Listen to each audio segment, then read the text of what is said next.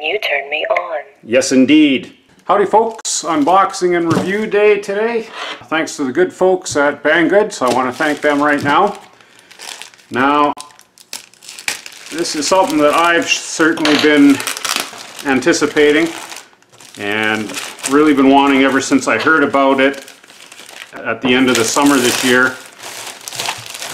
And it is one of Ohio model products, OMPHOBBY's M2 helicopters. I have not been this impressed with a small helicopter since probably the introduction of the Goblin Fireball. Probably the neatest small helicopter release of 2019. The M2 helicopter is Ohio model product Hobby's first venture into the world of helicopters. For those who don't know much about OMPHOBBY, their main office is located in Columbus, Ohio.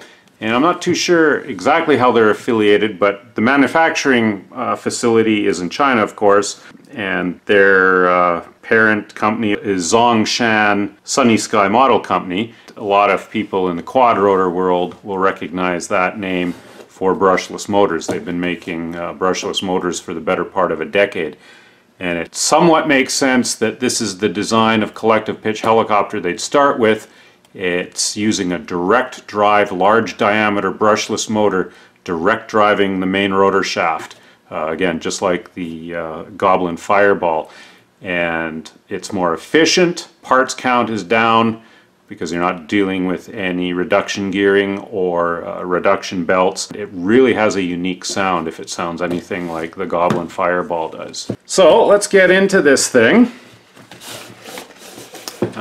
It's just got a cardboard sleeve with all the graphics on it. You can get these in 3 different colors. I of course picked the racing yellow, but you can get it in this bright orange or this nice kind of a sky blue. I think that would be a bear to see in the sky, but hey, that's just me. And it's got all the specs on there. I'll link to their product page on their website so you can take a look at that. And of course I'll have product links back to Banggood so you can check these out for yourself, along with batteries and such. So the actual box is really thick, heavy cardboard, really nice. Nice padding, foam padding glued in on the top and on the bottom. So yeah, I think unless the postie office people try to kick this over the old goalpost, it should survive anything they can throw at it. So let's just take a look in the box here. So the helicopter, we'll go over that shortly. As you can tell, it's all pre-built. We'll discuss that in a bit. We've got some bags of goodies and a battery. That's nicely snug in there. So this is a 3S 650 milliamp hour pack XT30 connector. Kind of a unique size, but again we'll talk about that in a bit. Just go over what we get as far as spare parts. Four tail rotor blades. I've never seen that before, so nice to see. 4 DFC arms and 2 spare main blades. So it comes with a nice assortment of consumable crash damage spares and some battery Velcro straps in that bag. In this other bag we've got 2 carbon landing skids, so if you crack up your skids on a hard landing, you've got some spares there. 2 spare main shafts, 2 head axles or feathering shafts, 6 servo arms. So if you cam out a servo arm or crack it, you've got lots of spares there. And it looks like a remote receiver of some sort. Wasn't expecting that. So we're going to have to check out in the instructions what receiver this is. Speaking of instructions, none in the box at all. So you're going to have to download those. I'll have links below in the description. Now the helicopter. Whoa, I'll tell you right now, this yellow is bright. It's a very bright neon yellow. Don't know if the camera's relaying that too well. But yeah, this, you know, I know not everyone would like this color, but for me it is the easiest to see. And no matter which color you pick out of the 3, one thing that's really cool is they have the motors, the anodizing on the motors, both the main and the tail, color coded to your heli. So if you've got the yellow one, you've got this kind of this yellow anodizing. If you had the blue, it'd be blue. The orange has this fiery red.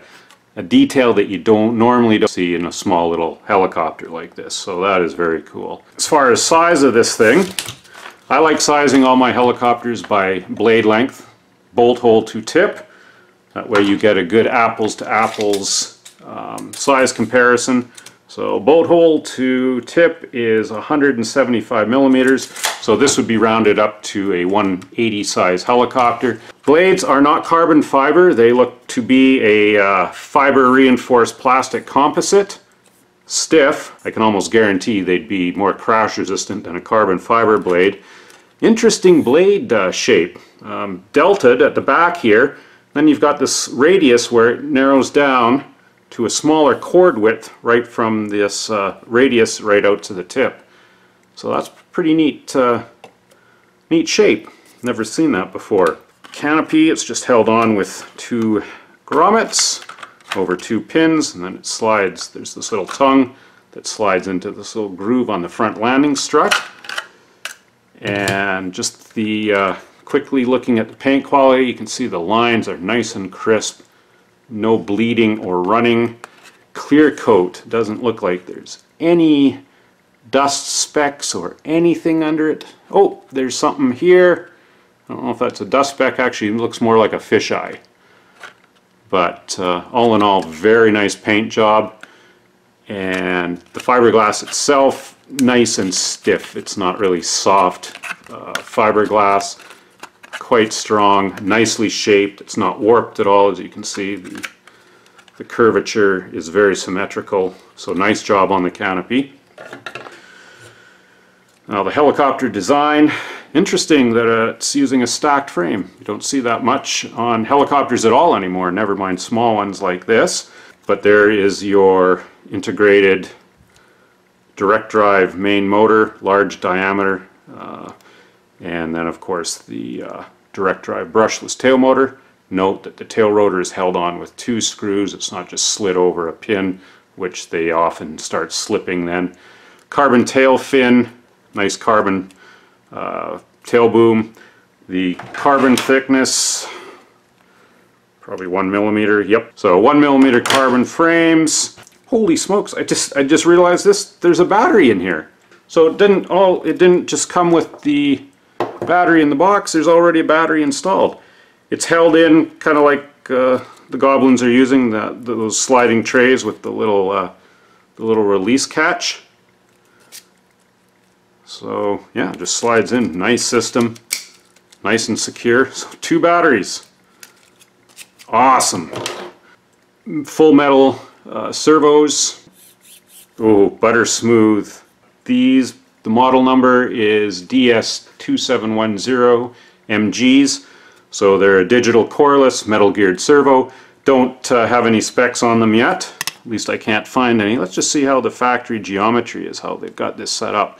We'll just eyeball the servo arms all level. They're centered. And when they're centered like that, swash plate is level front to back, side to side. Blades appear to be producing exactly 0 degrees of pitch. And do these actually have pitch indices? Oh, they do! They've got pitch indice markings, so you know when you're at 0 degrees. Of course, with little micros it's pretty easy. You just fold the blades together, and if they're at the exact same height, you know, if they were out, you'd know you'd have some pitch. But when they're perfectly in line with each other, you know they're at 0 degrees. So looks like factory setup is, or the mechanical setup anyways, is bang on out of the box. And of course, this is the brains of the unit. This is a big combination 4-in-1 unit. You've got your ESC in here, your tail mixer, servo bus.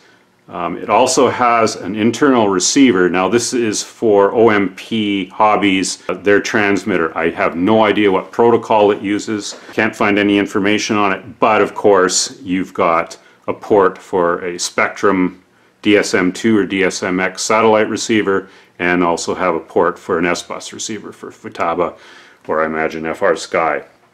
It'll be interesting to see what that included receiver is. I can't wait. And all the wire management looks good. I'm going to be taking apart the rotor head just to see if they've got lubrication in the thrust bearings and if they've used Loctite. That'll give a really good idea how the rest of it was put together, but it looks like they've done an excellent job on it. The mast, by the way, is 4 millimeters in diameter, I think. Yep. And if you ever bend a mast, these are quite easy to change.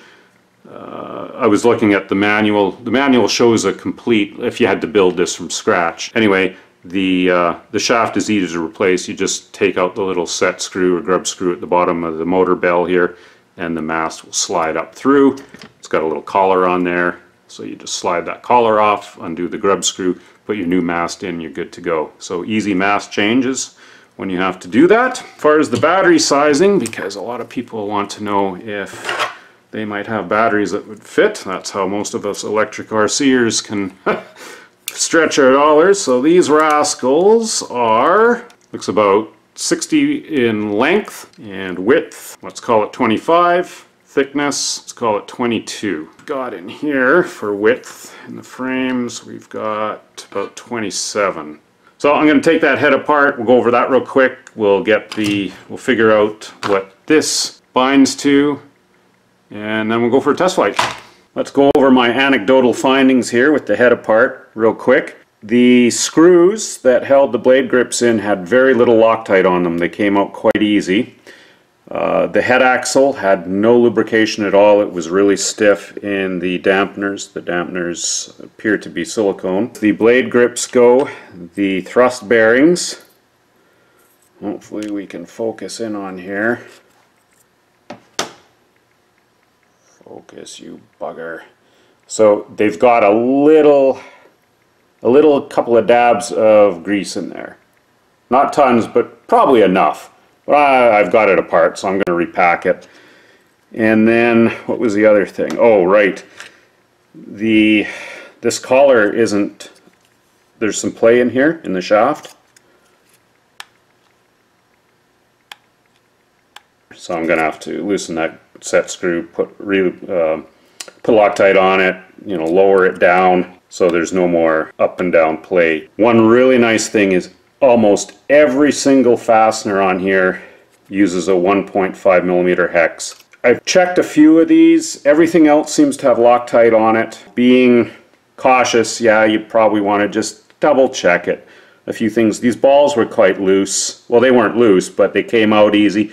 But they did have some thread lock on them. So for the most part, I think it's okay, but it wouldn't hurt, especially checking the blade bolts, because, you know, those are the most serious ones if those let go on you. A couple of other things. The combination unit, this does come apart. There's 4 Phillips screws that hold it together, and you can purchase the stabilization control board and the ESC separately. It's not one full contained unit, because you'll find this thing, it's about 90 bucks, or you can buy the separate boards for around, I think one's around 30 and the other one's 40. You know, anytime you have a you know, a combination unit, you sometimes think, well, if the ESC fails, yeah, you're forced to buy a whole new thing. No, you could just get the ESC if your ESC ever crapped out on you.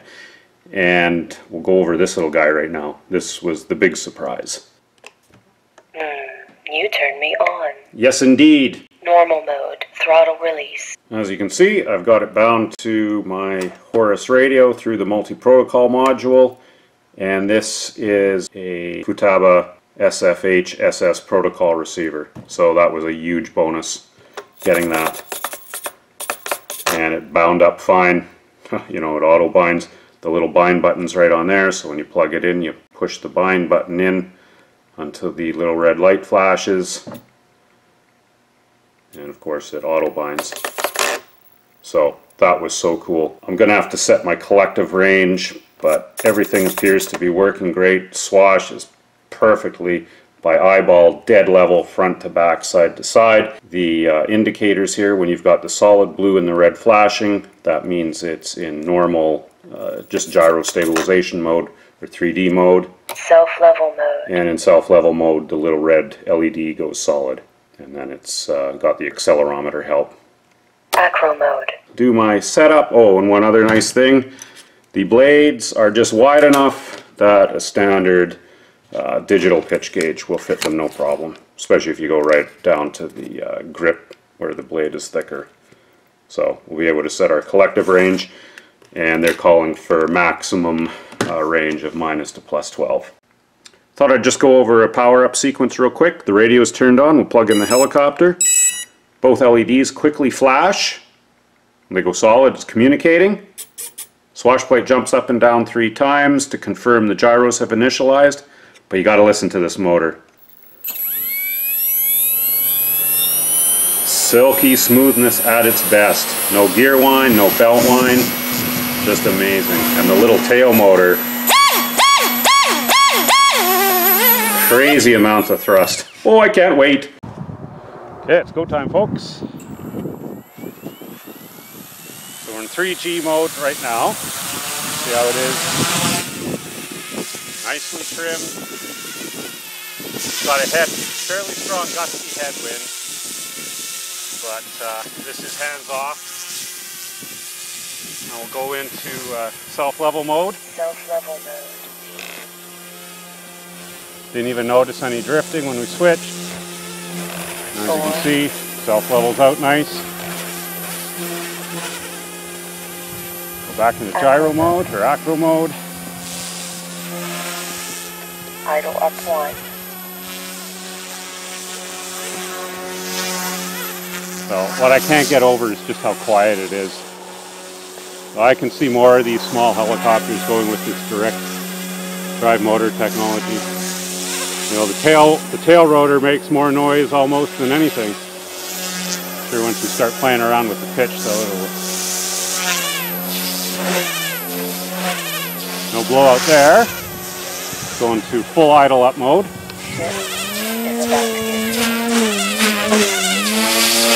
Can't get it to blow out there.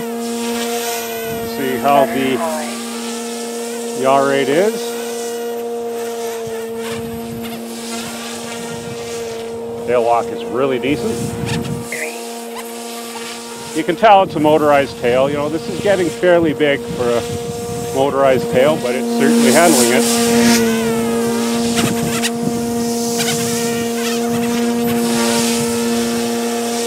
High rate. High rate, see if we can do some horrible aerobatics, seeing that I am not good at this at all. Oh, it's awesome.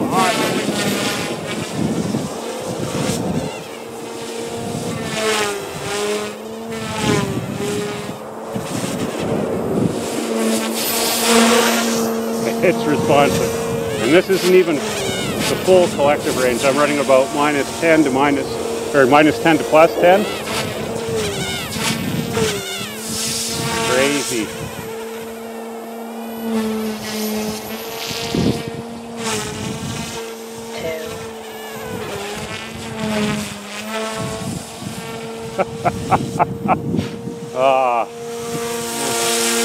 Go back into something a little more tame. Idle up 1. Yeah, it's a rocket if you want it to be. Low rate. But it can also be a little pussycat here, as we can see now. Just beautifully calm, beautiful calmness. Nice and calm flight.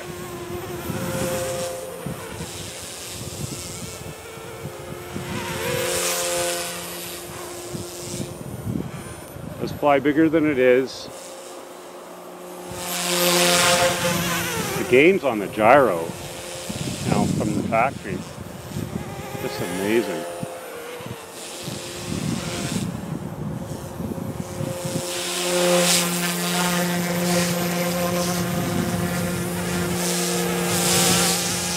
Definitely one of the nicest little helis I've ever flown.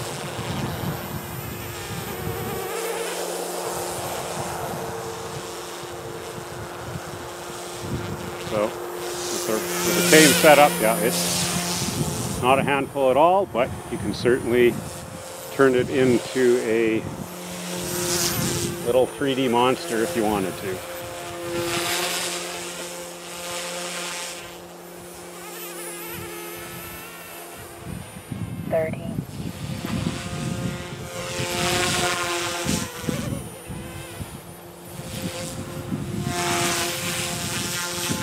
Yeah, my hands are frozen, battery's getting low, so let's bring her in.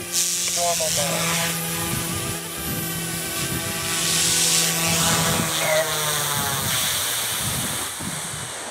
Let's finish up with a few quick final thoughts. Can't get over this direct drive motor. It's so smooth, and when I landed it was actually cold. Yes, it's winter out, it was -5°C, but I've never flown an electric heli in the winter where the motor doesn't at least get moderately warm. And this thing was cold, so it just shows how efficient they are. So, more expensive way to do it, but I predict more high-end small helicopters will be using this technology because it works so well. Tail motor was good. You know, this thing is approaching the size limitations for brushless direct drive tail motors, but it was handling it, and so little maintenance with these things. They either work or they don't. The gains on the gyros, everything was set up great out of the box, and that was the other neat thing. You know, there was no dicking around with a flybarless wizard getting all that set up. I just basically copied a model from another collective pitch heli in the radio, renamed it, and you know, I had to tweak my pitch channel to get the collective range on the mark and get it centered so it was symmetrical. But other than that, it was a 5-10 minute setup. Just amazing. So OMP Hobby, for your first venture into the world of helicopters, you've done an incredible job. Thumbs up to you guys. And I want to thank Banggood again for sending this to me. Definitely pretty much my favorite small helicopter, and like I said, in my opinion, this is the neatest small heli release of 2019. Just an amazing little machine. So if you're at all interested in the OMP Hobby M2, hopefully this video will give you a little more info on them, and I will have links below to it in the description for both the heli and spare batteries. Oh, speaking of batteries, another neat little thing, the little battery catch for the battery tray. It doubles as a nice little wire holder. You can just tuck the wiring behind there to keep the wires and the connector nice and snug to the frame so they don't get hung up on the canopy when you're sliding it on. Cheers folks, happy flights!